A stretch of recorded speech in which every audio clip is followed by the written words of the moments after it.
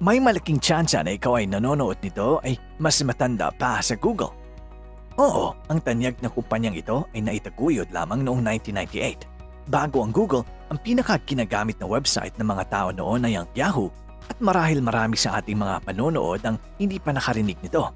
Ang Yahoo ang pinakamalaki at pinakatanyag na website sa panahon nito, ngunit madalang na lamang itong gamitin o pag-usapan ngayon kahit na hindi may kakailang malaki ang naiambag nito sa kabuuan ng internet. Ano nga bang nangyari sa Yahoo? Ang Yahoo ay sinimulan ng magkaklaseng Jerry Yang at David Filo sa Universidad ng Stanford noong 1994. Sila ay kapwa kumukuha ng kursong electrical engineering at ginawa lamang umano nila ang naturang website upang makatulong sa kanilang pag-aaral at libangan. Sa katunayan, tinawag nila itong Jerry and David's Guide to the World Wide Web. Sa taong ito ay bago pa lamang sa mundo ang konsepto ng internet at hindi inakala ng magkaibigan na magiging sikat ang ginawa nilang site. Sa parehong taon, nakakuha ng 1 milyong bisita ang kanilang website na lubos na ikinagulat at ikinatuwa ng magkaibigan. Napagtanto nina Yang at Philo na may malaking potensyal ang kanilang site kaya napagpasyahan nilang gawing itong negosyo. Kalaunan ay tinawag nila itong Yahoo na nangangahulugang yet another hierarchical of fishes oracle. Dahil baguhan sa negosyong magkaibigan, humingi sila ng tulong sa mga kaibigang veterano sa pagninegosyo at sila ay naipakilala kay Michael Moritz, isang investor na siyang pumondo ng mahigit $3 milyong o 150 milyong piso upang mapalaganap ang Yahoo sa pandaigdigang merkado bilang isang ganap na web portal o serbisyo sa internet na nagdurugtong sa mga customer patungo sa iba't ibang serbisyo. Hindi kagulat-gulat ang paglaki ng Yahoo sa mabilis na panahon sapagkat mabilis ring umuusbong ang internet sa puntong ito. Portal gaya ng Yahoo ay malugod na tinanggap ng mga tao. Noong 1996, nagsagawa ng initial public offering ang Yahoo upang mangalap pa ng mga investor mula sa publiko. Dahil sa taglay na kasikatan nito, hindi nagtagal ay bumenta ang kumpanya ng mahigit 2.5 milyong shares na nagkakahalaga ng $33 milyong o 1.5 bilyong piso. Dito nagsimulang lumaki ang naturang kumpanya. Nagpatuloy na lumaki ang Yahoo at bumili ito ng marami pang mga kumpanya upang mapalawak ang mga serbisyo nito. Noong 1997, nabili nito ang kumpanyang 411 na nagbigay sa Yahoo ng mga serbisyong pang-email na Rocket Mail na kalaunan na may naging Yahoo Mail. Binili rin ng Yahoo ang kumpanyang Classic Games na kanilang ginawang Yahoo Games. Mahaba pa ang naging listahan ng mga kumpanyang binili ng Yahoo sa pagpapalawig nito.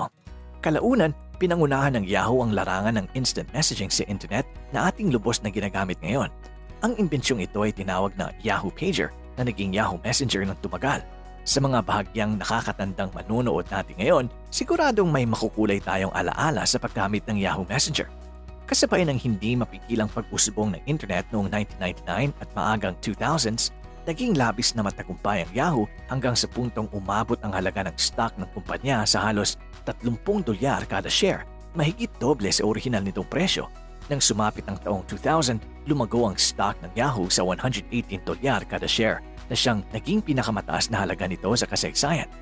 Ito ay resulta ng mabungang ugnayan ng Yahoo sa maraming serbisyo gaya ng eBay at nooy umuusbong pa lamang na Google Search Engine. Sa puntong ito, masasabi nating naging ubod ng matagumpay ang kumpanyang ito dahil epektibo ang mga naging hakbang nito sa pagpapalaganap ng kanilang mga serbisyo. Bukod riyan, maganda rin ang naging tiempo ng Yahoo dahil kasabay ng paglaki nito ang paglaki ng konsepto ng kabuuang internet. Ngunit hindi naging sapat ang mga katangiang ito upang ang Yahoo ay patuloy na magtagumpay. Sing bilis ng pag-angat ng Yahoo ay ang kanya ring pagbagsak. Noong sumunod na taon, umabot ang halaga ng stock nito sa pinakamababa naman sa halagang $8 kada share. Dito na nagsimula ang masalimuot na parte ng kwento ng Yahoo at ang tuloy-tuloy nitong pagbagsak. May 6 na maituturing na kadahilanan sa pagbulusok ng Yahoo at masasabing nagsimula ang lahat ng ito sa pagtatalaga ng maling tao sa pinakamataas na posisyon sa kumpanya. Kinuha ng Yahoo si Terry Semel bilang CEO na siyang kwalipikado, ngunit halos wala siyang angking kaalaman sa makabagong teknolohiya. Sa pamumuno ni Semel ay gagawin ng Yahoo ang mga sumusunod na samut-saring maling desisyon.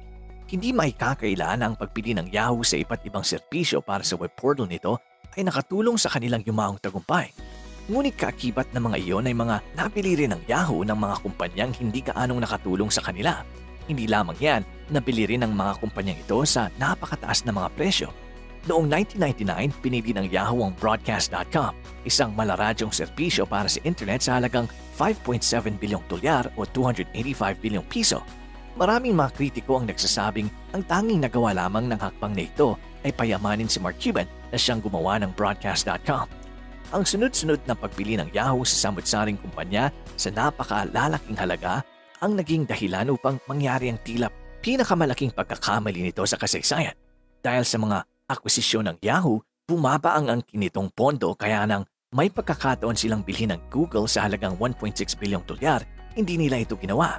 Base sa laki at tagumpay ng Google ngayon, masasabi nating ito ang pinakamalaking nawaldas na oportunidad ng Yahoo.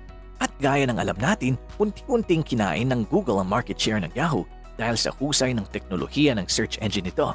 Nang lumaon, ginamit rin ng Yahoo ang Google bilang search engine ng kanilang portal at masasabing natulungan pa nila ang Google. Dahil dito, nagpasya si Semel na tangkaing bilhin muli ang Google sa halagang 1 bilyong dolyar. Ngunit sa puntong ito, 3 bilyon na ang nais ng Google. Matapos ang maraming diskusyon, nagpasya ang Yahoo na sumuko ng bilhin ng Google. Tiyak na malaki ang pagsisisi ng Yahoo dahil sa taong 2006, Google na ang pinaka-pinibisitang website ng mga tao sa buong mundo.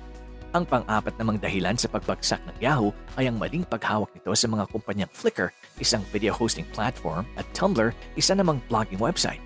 May angking potensyal ang mga serbisyong ito, ngunit sa pamumuno ng Yahoo, unti-unti ring bumagsak at nalaos ang mga ito. Ang ikalimang pagkakamali naman ng Yahoo ay nangyari noong sumikat ang mga plataforma ng social media sa taong 2006.